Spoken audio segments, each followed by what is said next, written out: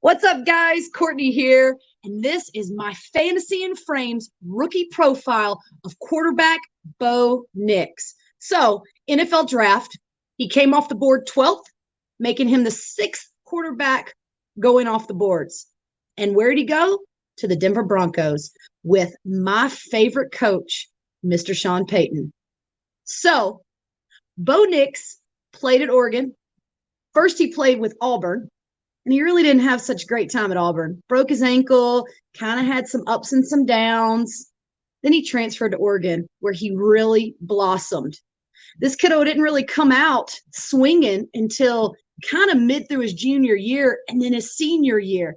This kid reminds me a lot of Matthew Stafford. The thing is that Matthew Stafford doesn't run out of the pocket much at all. Well, Bo Nix does. And when he runs out of the pocket, he's actually pretty darn accurate. He can scramble out of the pocket and amazingly get that ball out of there as he's running. Now I'm not comparing him to Patrick Mahomes, but he can do that sidearm out and he can still get it through tight windows to his receivers down the field. He is making his receivers, he's allowing his receivers to get that yard after the catch. So when I think about Bo Nix, I don't think about what he did at Auburn. I think about Oregon. I think about the senior year. I think about him playing in 14 games, throwing for 4,500 yards, rushing for an additional 230-ish yards, 45 touchdowns. He also was the third finalist in the Heisman Trophy. Guys, he had a 77% completion rate. That was number one last season in college football. He also had a crazy low turnover percentage as well. So as we move on, we look at some of those other strengths that he has.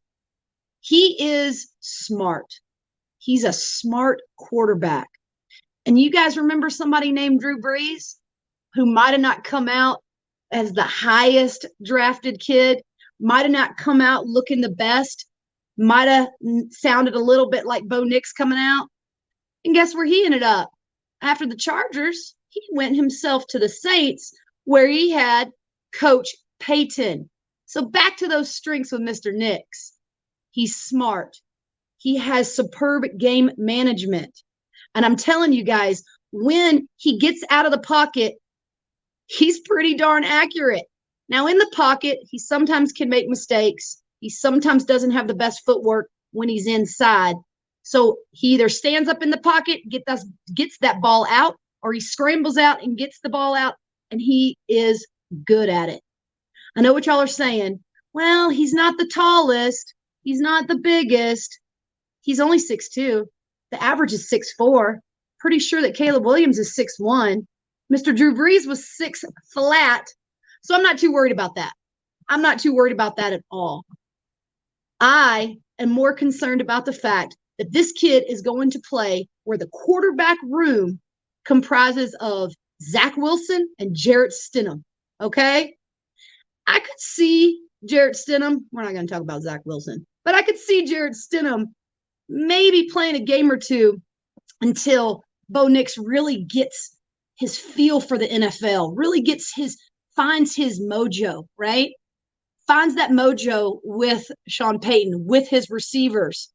Remember, guys, Troy Franklin, that rookie wide receiver that played with him at Oregon, also went to Denver, right? So he's got a little rapport there. Dynasty League Football ranked him in Superflex as the 5th quarterback with an ADP of 13. In one quarterback leagues, he's still the 5th quarterback coming off the board with an ADP around 22. I will tell you, though, that this kid is going around the same time as Trey Benson, going around the same time as Ricky Pearsall in these rookie drafts. And I have not been in a mock or myself a rookie draft yet, and I've done a lot of them, where he has not gone before Penix. Guys, this is a potential starting first game out of the gates NFL quarterback. And in Superflex, that's gold.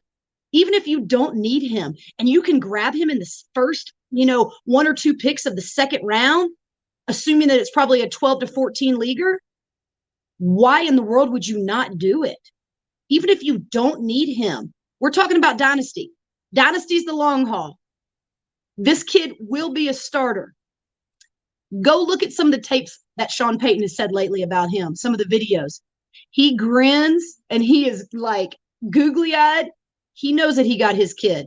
He did not want J.J. McCarthy. He wanted Bo Nix because Bo Nix reminds him of Drew Brees. Bo Nix is someone that he can mold into what he wants. It wasn't Russell Wilson that he wanted. He got his guy, and he is going to make it happen. So if you are in a super flex dynasty and you're in a startup, grab him. If you're in a rookie draft and you have the opportunity to get him, get him. Again, like I said, if you can't get him, I'm sorry, if you don't want him, use him for trade bait. Guys, quarterbacks are gold. This is a starting NFL quarterback. Might not be game one, might not be game two, but I'm telling you right now, there is no scenario that I do not see Bo Nix, if he doesn't start game one, not coming in at the third or fourth game and playing the rest of the season. This is my Fantasy and Frames rookie profile on Bo Nix. Let's go, Sean Payton. Let's see what you still got in your back pocket. See you later, guys.